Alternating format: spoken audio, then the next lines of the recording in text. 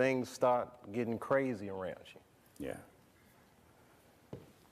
And my 24th birthday was coming on August the 24th, and I said, this is going to be a big one. And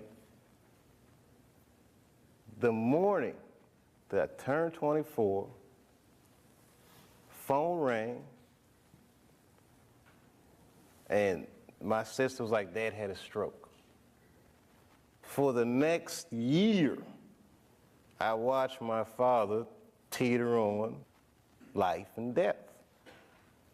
And it was just all this stuff, man. Like Dad was dying, the half-baked didn't come out the way I wanted it to come out. I was real upset about that.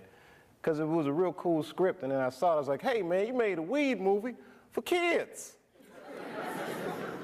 And it wasn't for kids, a script, you know. It was all these things, so much pressure. Africa. Then I was in Ohio. I get a call on my cell phone from Hollywood. I'm like, hello, Hollywood. They're like, hello, Dave. They're like, that pilot you did for Fox, looks like they want to pick it up. We need you to come out because they want to meet with you. And I was like, well, listen, I can't really come out right now. Got a real bad situation at home. Can we talk about this on the phone? No, they would rather meet with you in person. But you know, like the horror that they turned us into, I jumped on that plane and left my father's bedside, which I regret to this day. And I went out and I sat with these people in this room. And if you can imagine a large circle of people, and I was 12 o'clock, the black dude.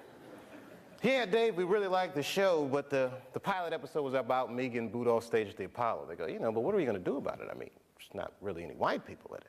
I said, well, it's about the Apollo. It's not really white. Well, you know, we were thinking about the girl on the show.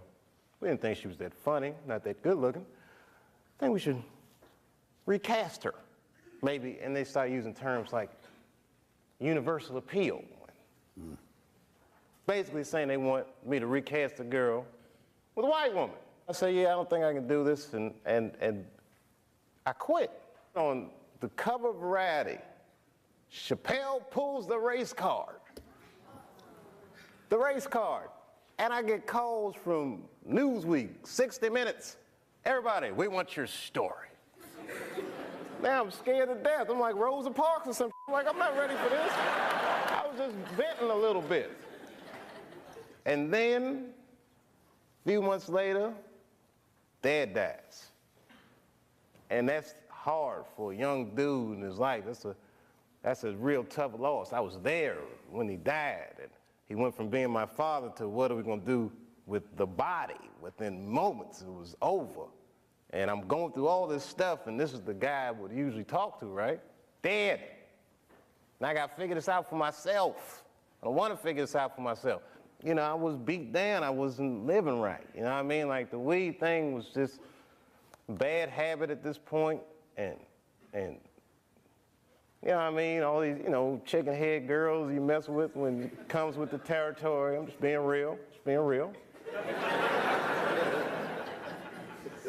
Just wasn't living right, man. I didn't feel good. And the stand-up stuff was just some angry stuff.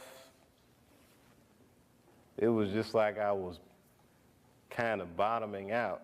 But when my dad died, because I'd been commuting back and forth to Ohio so much, that's when I bought the farm, which I called the F*** you Hollywood farm. Did you stay in Yellow Springs for a while? I live there to this day. I live there to this day. I'm raising my kids there.